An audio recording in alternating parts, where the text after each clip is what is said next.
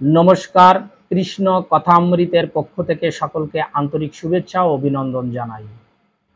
সকল সনাতন ধর্ম অবলম্বী সাধুগুরু বৈষ্ণব সকলের শ্রীচরণে প্রণাম নিবেদন জানিয়ে আমি আজ মহাব্রত একাদশী ব্রতর থেকে সম্পর্কে আমি কয়েকটি কথা আপনাদের সম্মুখে আমি তুলে ধরব।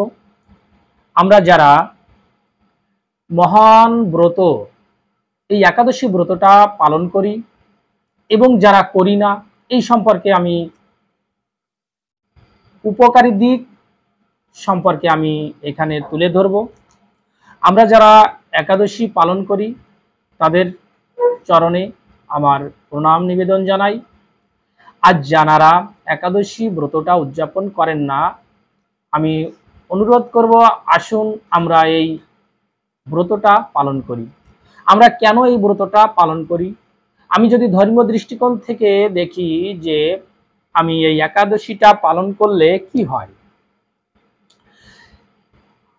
এই সম্পর্কে ধর্মপুত্র যুধিষ্ঠির আমার প্রাণ গোবিন্দকে বলছেন, হে গোবিন্দ, আপনি বলুন, এই মধুসূদন মাস বৈশাখ মাসে কৃষ্ণ পক্ষে যে একাদশীটা আছে, এই একাদশীর নাম এবং এর মাহাত্ম্য সম্পর্কে আপনি একটু বলুন।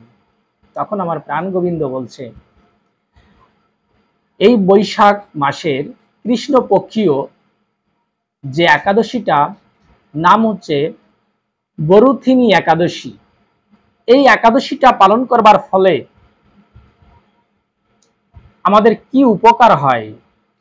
আমার প্রাণ গোবিন্দ বলছেন যে ইহ জগতে এবং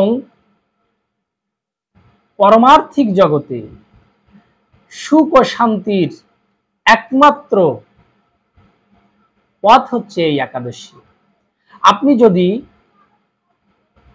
প্রতিনিয়ত আমরা পাপ কাজ করে চলেছি, এই পাপটাকে ক্ষয় করবার জন্য আমাদের এই একাদশীটা পালন করা করতে হবে। এই একাদশীটা আমরা যদি পালন করি, আমাদের যে বাঞ্ছিত যে কামনা বাসনা আছে, ভগবান আমাদের এই একাদশী পালন করবার ফলে আমাদের মনের বাসনাটা পূর্ণ করে দেন। আমি এখানে যেসব ব্যক্তি একাদশী পালন করেন না, অনেকে বলেন যে একাদশী পালন করে কি লাভ। আমি বিজ্ঞানের দৃষ্টিকোণ থেকে বলছি, আপনি ধর্মীয় দৃষ্টিকোণ থেকে না মানেন, বিজ্ঞান বলছে যে আপনি যদি মাসে অন্তত 2 দিন যদি আপনি অভুক্ত থাকেন, আপনার শরীরের রোগ প্রতিরোধ ক্ষমতা বৃদ্ধি পাবে, আপনার শরীর থেকে অনেক রোগ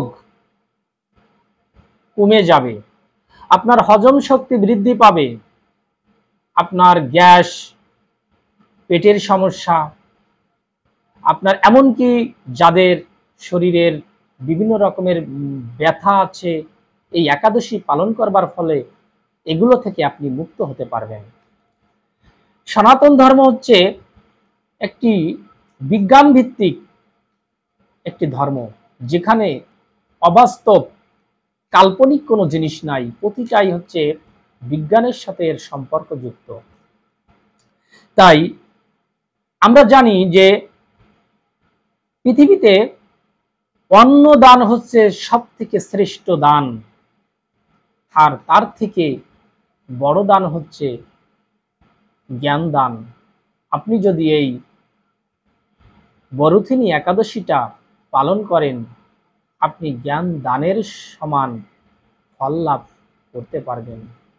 তাই আমি সকল সনাতনী সাধুগুরু বৈষ্ণবদের বলবো, আসুন আমরা এই মহান ব্রতগুলো পালন করি এবং আমাদের এই পৃথিবীর সমস্ত মনুষ্যকুল, প্রাণীকুল সুখে থাকুক, শান্তিতে থাকুক, সুস্থ থাকুক, এই শুভকামনায় কৃষ্ণ ভাবাম কথামৃত চ্যানেলের পক্ষ থেকে আবারও অনেক অনেক ধন্যবাদ জানিয়ে আমি আমার কথা এখানেই শেষ করছি। নমস্কার সকলকে।